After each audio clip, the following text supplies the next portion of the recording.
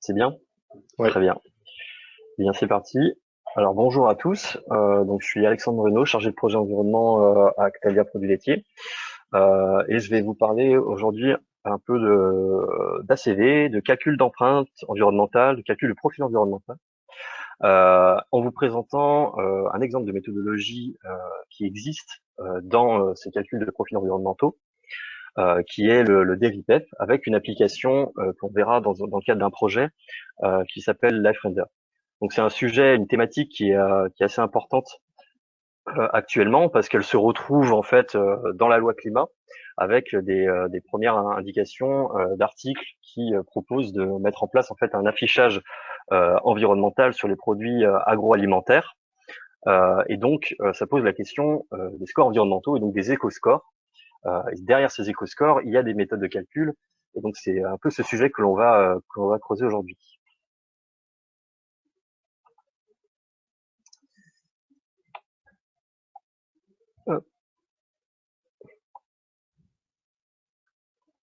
Ok, mais cela ne défile pas.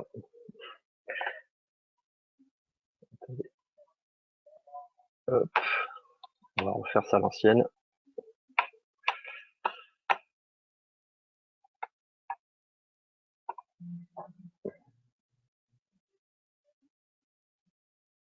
Voilà, très bien.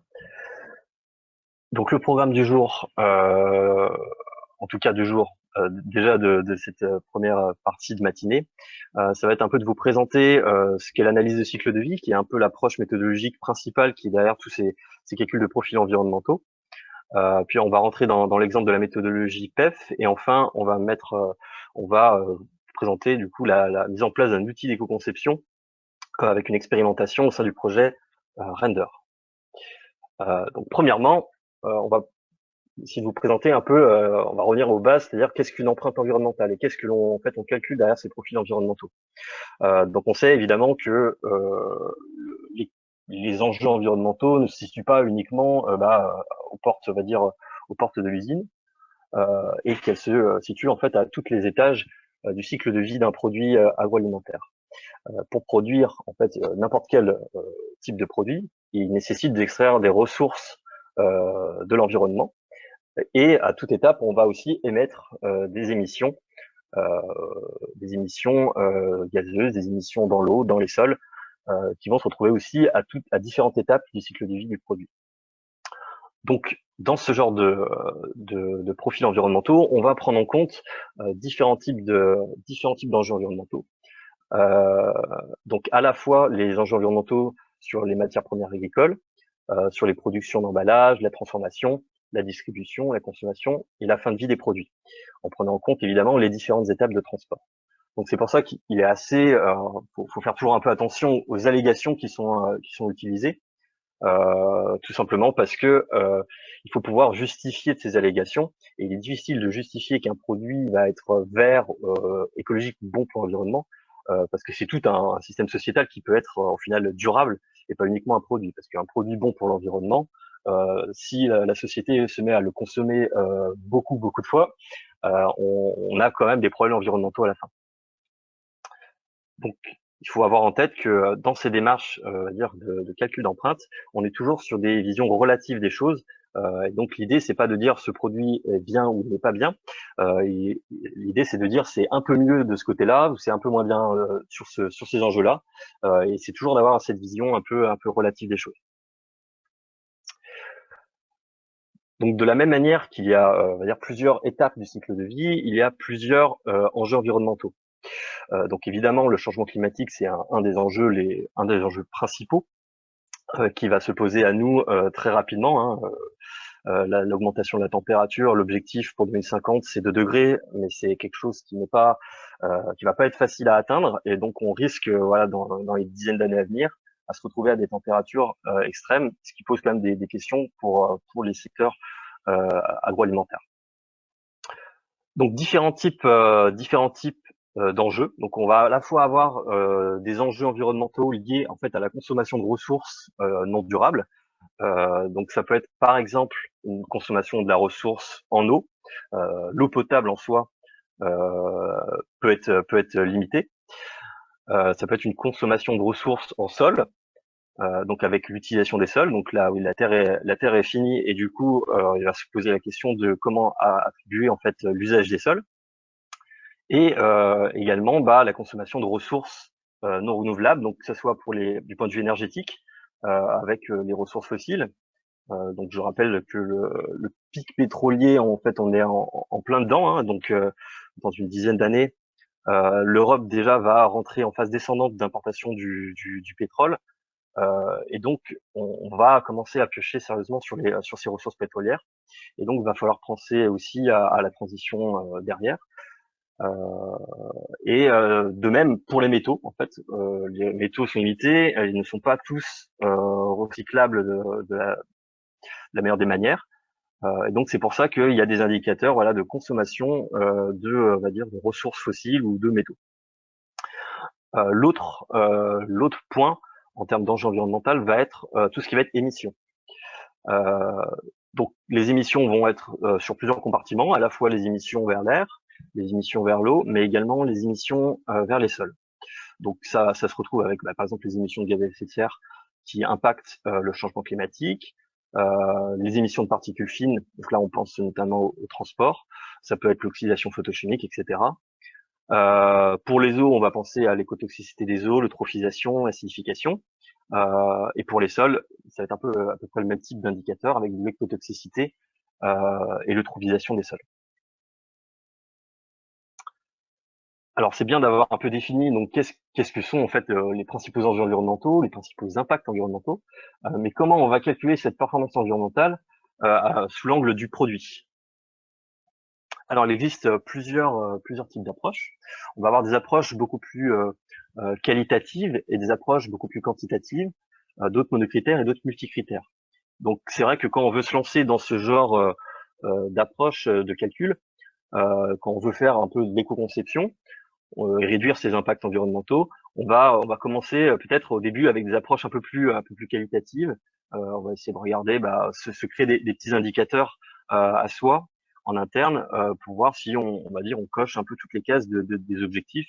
Donc, par exemple avec un pourcentage d'emballage recyclé, un type de cahier des charges pour les fournisseurs, etc. Et puis après, de plus en plus, quand on va se perfectionner, on va essayer un peu de justifier les progrès atteints et de pouvoir se comparer d'année en année sur des chiffres. Et donc là, on va passer un peu plus sur des approches quantitatives qui vont vraiment faire de la comptabilité environnementale où on va compter, par exemple, pour un bilan carbone, on va compter les émissions sur un périmètre donné d'une entreprise et essayer de voir si on peut s'améliorer en réduisant, on va dire, l'impact carbone simplement avec une meilleure organisation de l'entreprise, avec des choix de fournisseurs, voilà. Néanmoins, sur ces approches bilan carbone, en effet, on est sur des approches qu'on appelle monocritères, c'est-à-dire qu'on va avoir une vision partielle de l'empreinte environnementale. Et c'est quelque chose qui peut arriver quand on veut faire un choix de technologie sur un investissement donné. Il est possible d'investir, par exemple, sur une machine qui va euh, faire de l'économie de consommation d'eau, mais qui, d'un autre côté, va augmenter peut-être fortement les consommations d'énergie. Et donc, l'idée en fait de l'approche multicritère, c'est d'identifier ces transferts éventuels de pollution et d'avoir une vision la plus globale possible. Alors, il y a toujours une limite à dire aux indicateurs environnementaux. Hein, on peut toujours en trouver de nouveaux, mais l'idée de l'ACV, en tout cas, c'est de définir les principaux catégories d'impact environnementaux et de pouvoir avoir une vue un peu holistique sur l'ensemble de ces enjeux.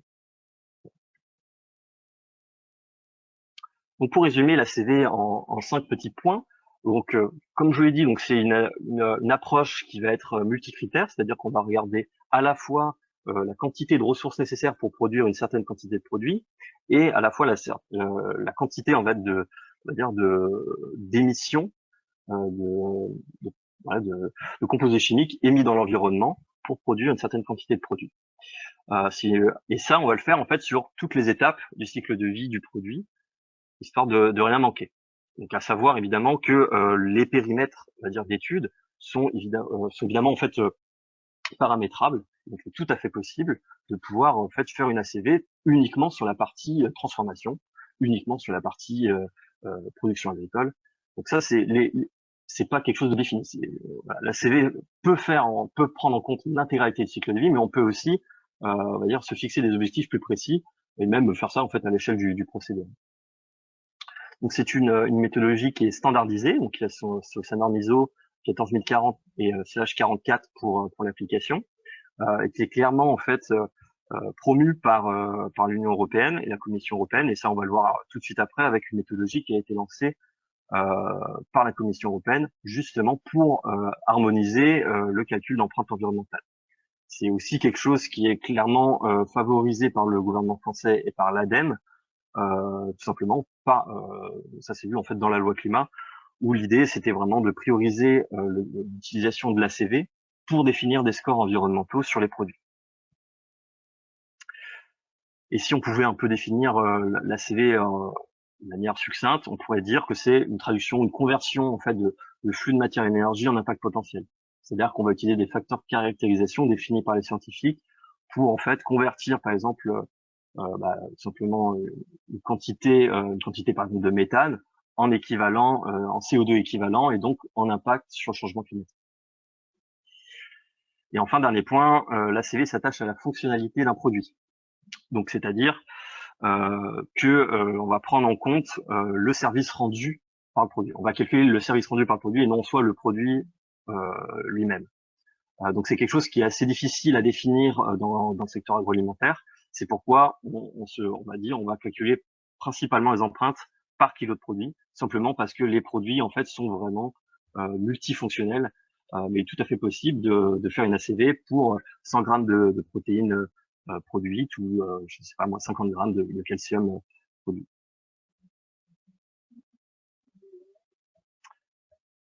Donc si on regarde les différentes étapes d'une ACV, donc définies par la norme ISO 14040, on va avoir 4 grandes étapes.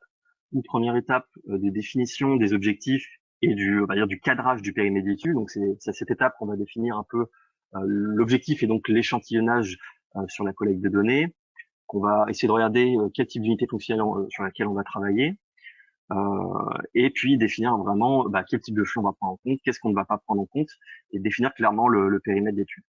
Ensuite, on va collecter de la donnée et définir un inventaire de cycle de vie, c'est-à-dire un listing de tous les flux entrants et les flux sortants d'un système considéré que l'on souhaite modéliser. Et grâce à la magie des logiciels ACV et des méthodologies de calcul d'impact, on va pouvoir convertir ces flux entrants et sortants en impacts environnementaux. Et enfin, vient la phase en fait d'interprétation des résultats, parce que ces résultats assez complexes qui fournissent énormément de données. Et donc, souvent, on a besoin un peu de revenir aux étapes précédentes et redéfinir les études, voir si on n'a pas oublié quelque chose, pour valider une étude ACV. Évidemment, si on veut communiquer, il va falloir en fait faire intervenir une revue critique externe pour bien vérifier qu'on a bien suivi, on va dire, les étapes de la norme ISO. Alors pour vous présenter brièvement comment ça se passe concrètement, donc je vais vous présenter un petit exemple fictif. Donc imaginons que l'on souhaite étudier le profil environnemental d'un yaourt sucré aux fruits et qu'on souhaite le faire pour 125 grammes de yaourt emballé consommé au domicile. Donc on va sélectionner un périmètre. Donc disons qu'on souhaite vraiment faire ça sur l'intégralité du cycle de vie, donc de la production laitière jusqu'à la fin de vie des emballages, et que l'usage de l'étude, on va dire, on le fait en interne. C'est pour s'améliorer en interne. Donc on va, dans un premier temps, une fois qu'on a défini ce périmètre, on va collecter de la donnée, donc directement auprès des lecteurs, et puis on va essayer de définir tous les flux entrants et tous les flux sortants d'un système considéré. Donc là, par exemple, ça va être le système transformation du lait, donc la laiterie.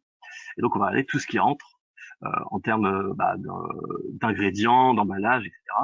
Et tout ce qui sort en termes de produits valorisés, et tout ce qui n'est pas valorisé va être considéré comme des émissions et des déchets. Donc petit détail sur à quoi ça ressemble en fait un questionnaire de collecte de données, quel type de données en fait on va avoir besoin. On va être souvent sur des données qui vont être annuelles. On peut demander des données sur 2 ans, histoire de lisser un peu une année particulière. mais globalement, on va demander des données annuelles, que ce soit pour les quantités de lait, les collectés, les quantités d'ingrédients, les quantités de produits chimiques utilisés, les consommations d'eau et d'énergie, etc., etc. De même pour l'emballage, là on va être par exemple sur une unité de vente et donc demander une quantité de matériaux nécessaires pour modéliser l'emballage.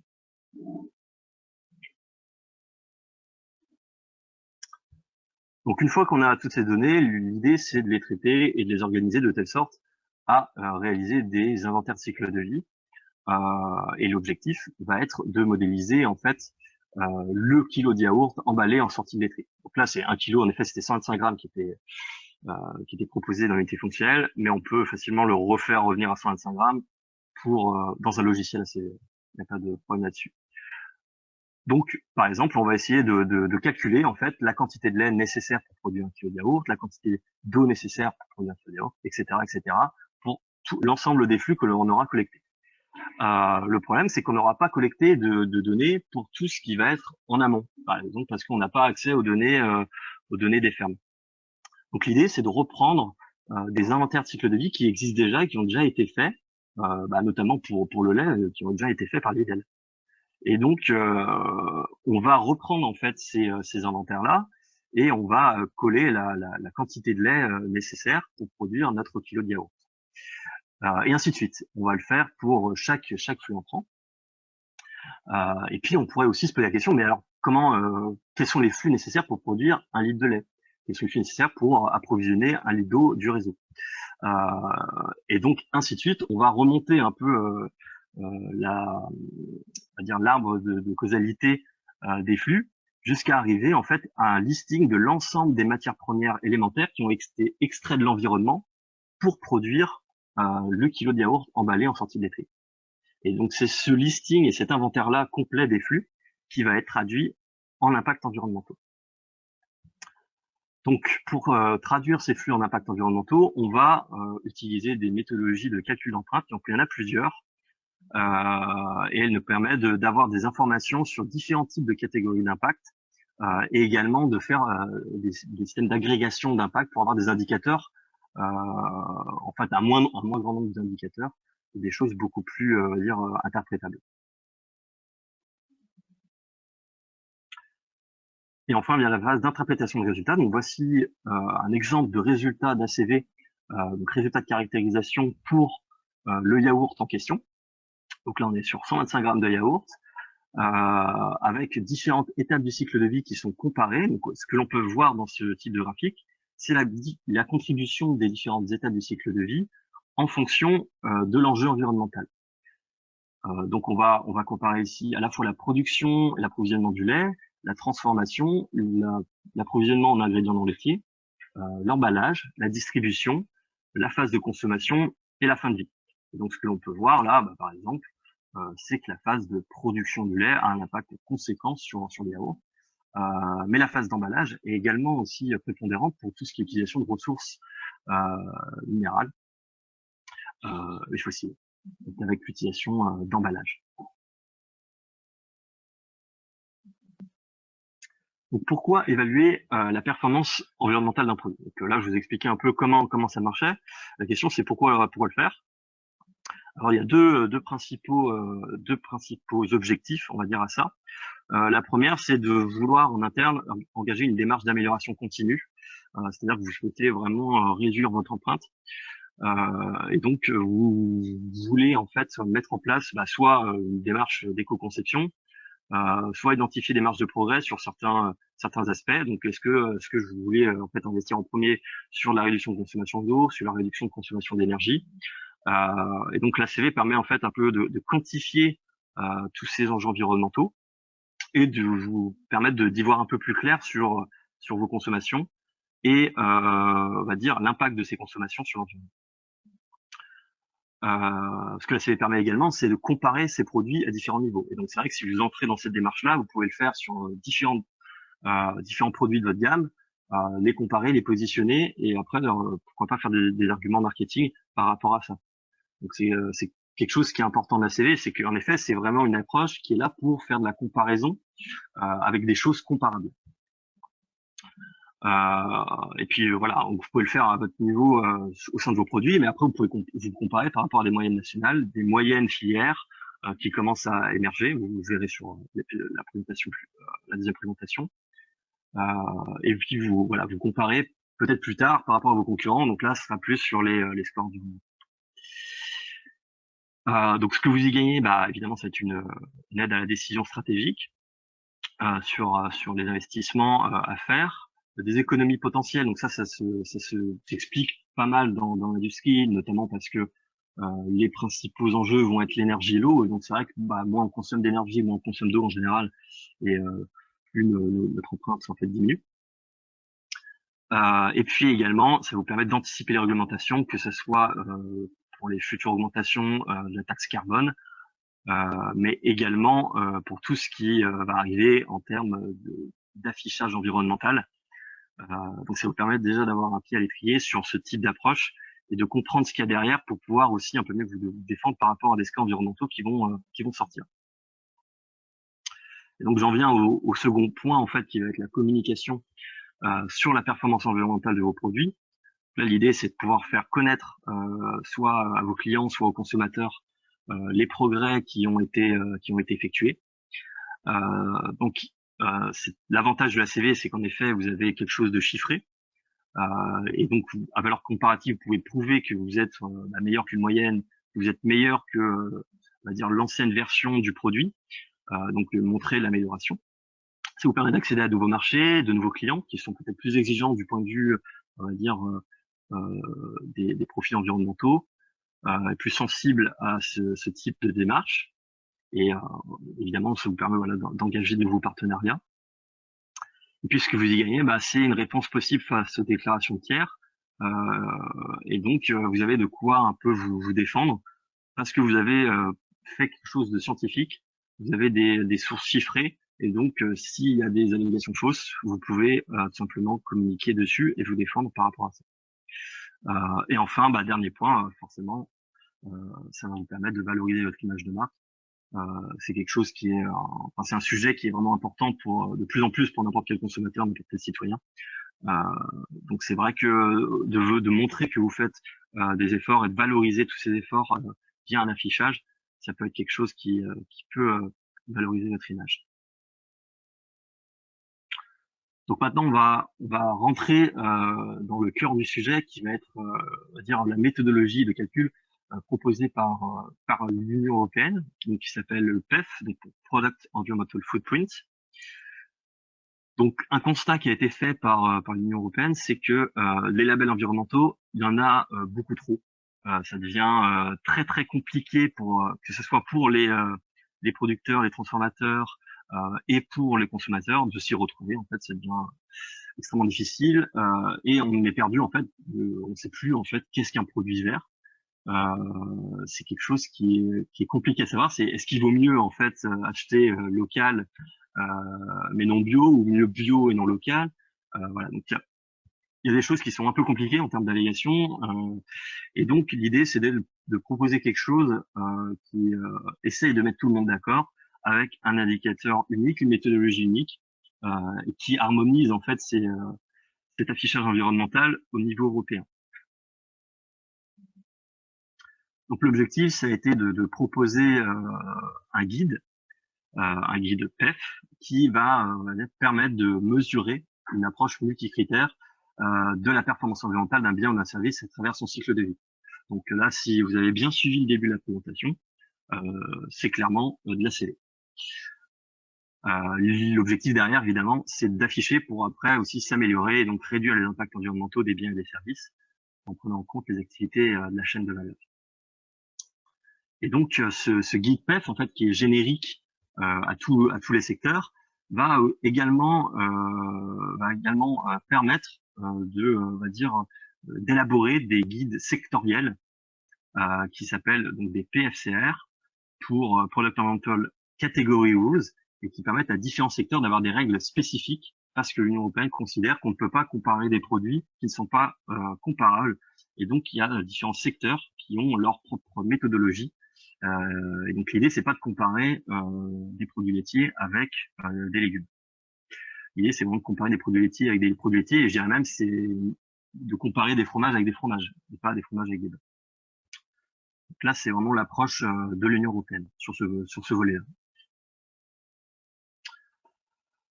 Ce qui est bien avec donc ce guide, qui est extrêmement pratique pour tout, on va dire, expert ACV, c'est que on a juste à suivre en fait une méthodologie qui nous permet de déjà en fait ne pas avoir à penser à dire les premières étapes préliminaires d'une ACV, c'est-à-dire la définition des périmètres, la définition des flux. Et ça nous permet vraiment de savoir exactement quel type de flux on doit prendre en compte, lesquels sont potentiellement négligeables, lesquels sont primordiaux. Et donc ça permet vraiment de cadrer l'étude pour qu'un utilisateur différent fasse la CV d'à peu près la même manière. Donc là, voici le périmètre qui a été sélectionné dans le cadre du PEF, donc avec 7 étapes du cycle de vie. Donc ça, ce sont les étapes que vous avez vues tout à l'heure sur le résultat du yaourt. Donc on a l'approvisionnement du lait, la partie transformation, emballage, l'approvisionnement des ingrédients non laitiers, la distribution, la phase de consommation et la fin de vie. Et donc c'est une méthodologie qui est quand même centrée sur l'activité de transformation, c'est-à-dire que les données d'activité, donc ce qu'on appelle des données de premier plan, vont être nécessaires à collecter pour pouvoir créer un profil PEF. En revanche, les données des autres étapes du cycle de vie, on peut utiliser un système de second plan, et donc c'est-à-dire reprendre des inventaires de cycle de vie déjà existants et reprendre des données par défaut aussi déjà existantes. On n'a pas besoin de collecter de la donnée sur les autres étapes pour pouvoir produire un profil environnemental PEF. Donc là, je vous représente un exemple profil PEF européen. Donc là, cette fois, c'est le lait. Donc là, c'est 1 litre de lait avec un emballage mix. Et donc, on peut voir donc la contribution des différentes étapes par rapport aux différents impacts environnementaux, avec encore une fois une forte contribution donc de la partie de production laitière, qui est à peu près voilà environ 80%. C'est à peu près ce qu'on retrouve sur les produits laitiers de manière générale. On est autour de voilà 80-90% de on va dire du changement climatique, de l'émission de gaz à effet de serre va être liée à la partie de production laitière. Donc, in fine, on retrouve 1,61 kg de CO2 équivalent voilà, en impact GES pour 1 litre de lait. Donc ça, c'est une moyenne européenne et c'est quelque chose qui a été fait dans le cadre du programme PEF parce que au-delà de proposer en fait une méthodologie, ils ont également proposé une base de données à utiliser pour pouvoir l'appliquer, qui s'appelle la base de données IF, et ils ont, on va dire, appliqué directement leur méthodologie en créant des profils européens moyens pour 5 catégories de produits laitiers. Donc ces 5 catégories de produits laitiers, donc ce sont les laits, les fromages, les beurres, les produits fermentés, donc les yaourts, et les poudres à base de lactocérum. Et donc, maintenant, je vais vous présenter l'application directe de cette méthodologie au sein d'un outil d'éco-conception qui s'appelle Render. Donc, c'est un projet européen, appelé un projet LIFE, qui a démarré en 2017 et qui se terminera fin septembre. Pardon, il y a une erreur, hein, c'est fin septembre 2021. Donc ça finit cette année, donc il y a une extension d'une année, à la fois parce que bon il y a eu le Covid, mais également parce que on va dire la méthodologie PEF en fait est arrivée après le début du projet. Donc, il y a eu un petit décalage aussi sur la conception de l'outil. Donc le projet Render en fait vient de Incoa, qui est une société d'ingénierie espagnole, qui avait déjà proposé un outil d'éco-conception et qui voulait du coup l'adapter à la méthodologie PEF.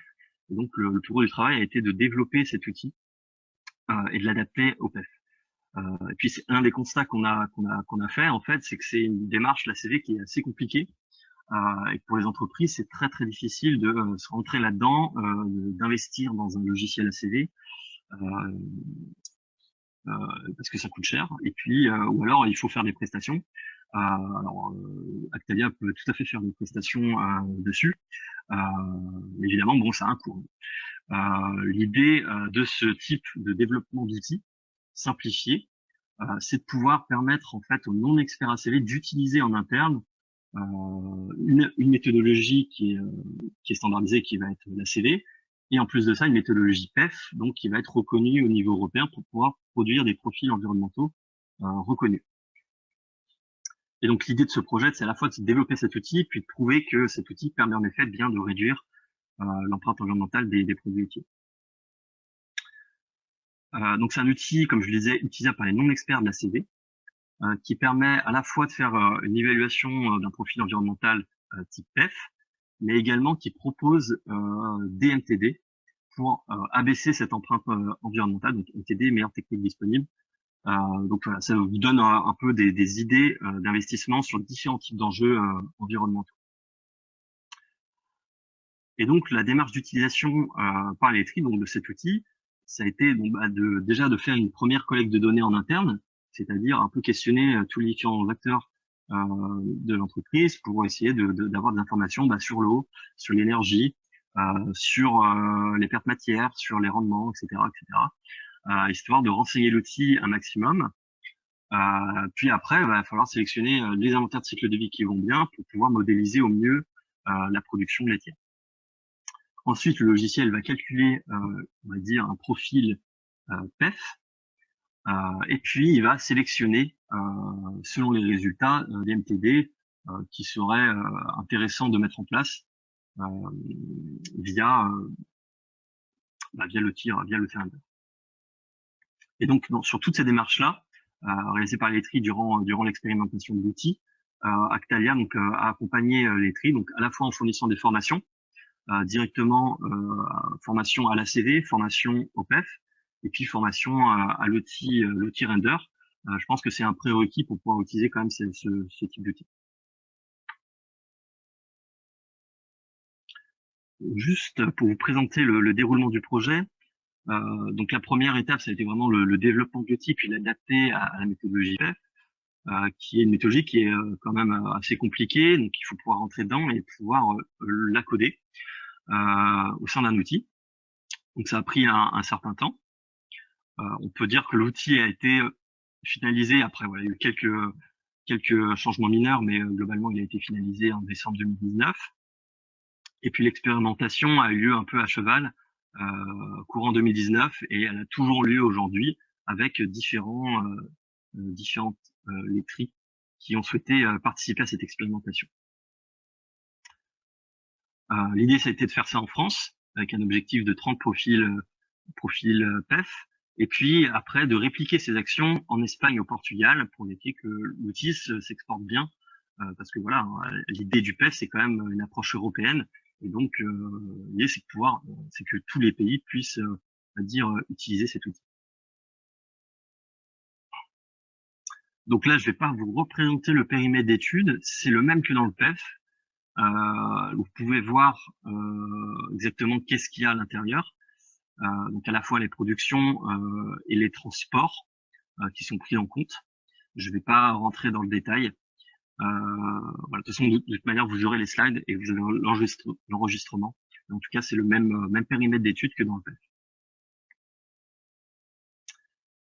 Donc les objectifs de notre projet en France, c'est de tester l'outil sur 30 produits pilotes, couvrant les 5 catégories de produits laitiers du PFCR. L'objectif a été atteint. Donc il y a 7 laiteries qui ont participé à l'expérimentation, qui ont utilisé l'outil. Et donc on atteint au final 38 produits pilotes. Donc 6 beurres, 9 laits, 4 poudres de lactosérum, 13 fromages, 3 yaourts et 3 crèmes.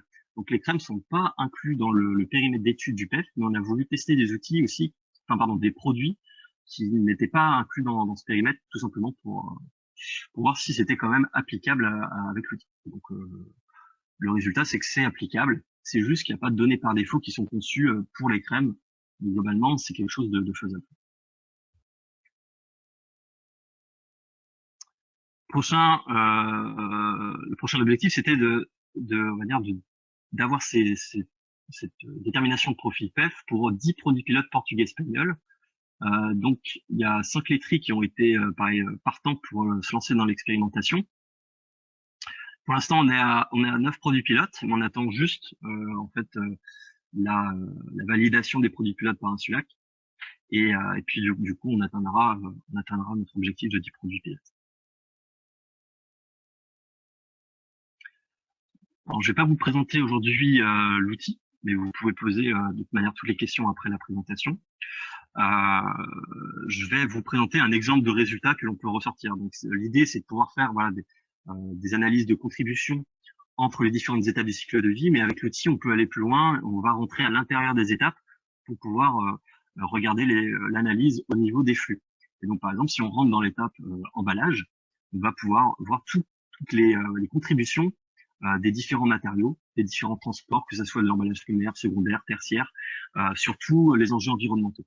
Donc, ça permet d'avoir quelque chose d'extrêmement complet et ça vous permet justement de faire l'éco-conception et essayer de voir qu'est-ce qui joue plus en termes d'impact sur tel type d'indicateur, qu'est-ce que je dois réduire, et donc de faire des tests aussi.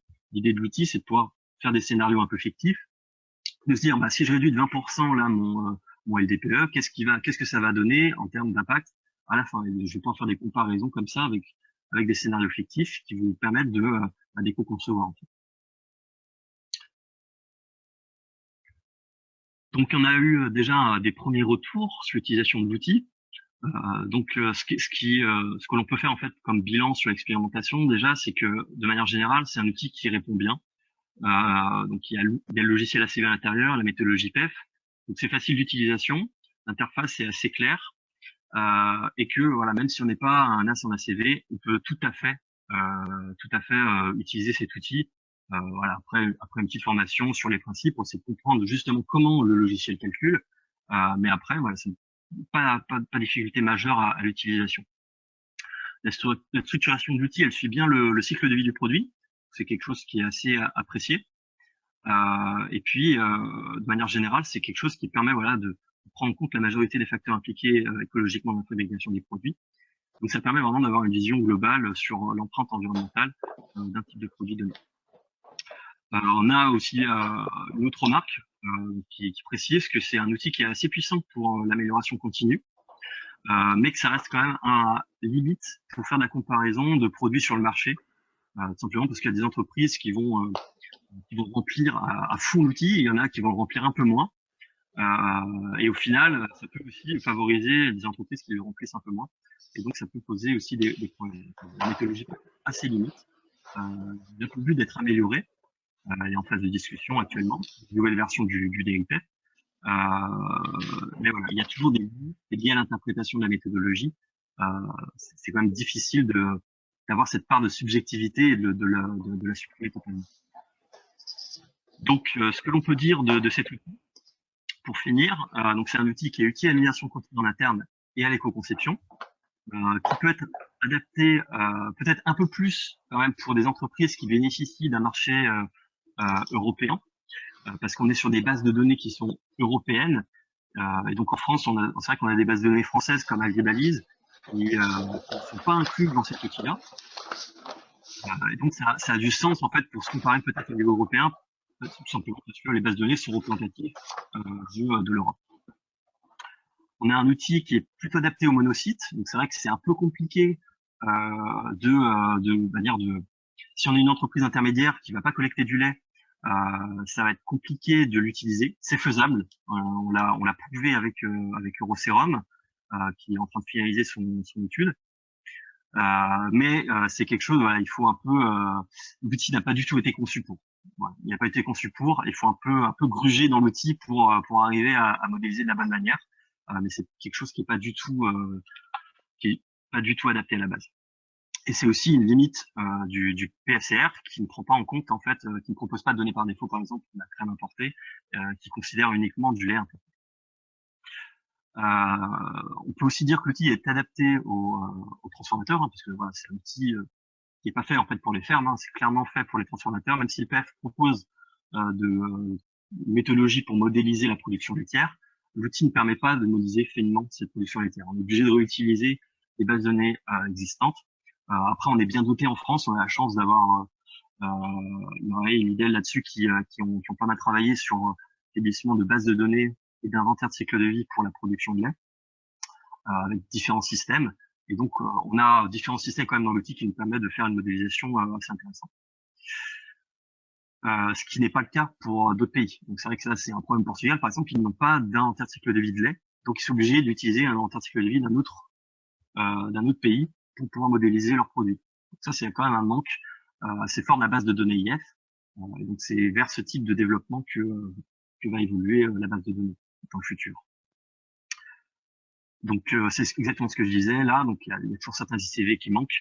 Avec, par exemple, là, ce qu'on a pu voir dans l'expérimentation, une entreprise qui utilisait du bois énergie, c'est pas possible de le modéliser dans l'outil. Donc il faut utiliser une autre source d'énergie pour pouvoir le modéliser. Voilà, donc structure intuitive, interface appréciée, ça je l'ai déjà dit. Le PEF n'est pas encore assez précis pour éviter les effets d'interprétation, ça aussi je l'ai déjà dit. Et enfin, dernier point, le PEF ne propose pas d'option pour l'instant sur la séquestration carbone. Donc c'est quelque chose qui est assez demandé au niveau français, tout simplement parce que le TCAP de ZER propose quelque chose qui permet de prendre en compte en partie la séquestration carbone, mais il n'y a aucun consensus scientifique sur la question. Et donc c'est pour ça qu'au niveau européen, il n'y a pas de méthodologie claire sur cet aspect-là. Mais l'idée, c'est de quand même pouvoir avancer sur ces questions et dans le futur, en tout cas, nous, on souhaiterait que cette séquestration carbone soit prise en compte pour que les comparaisons entre systèmes d'élevage soient un peu plus justes. Voilà, donc là, j'en ai fini avec mon intervention. Je vous remercie de votre attention. Donc, je ne sais pas si vous avez des questions. C'est par Geneviève. Oui, merci Alexandre pour cette présentation donc très intéressante. C'est bien que tu aies rappelé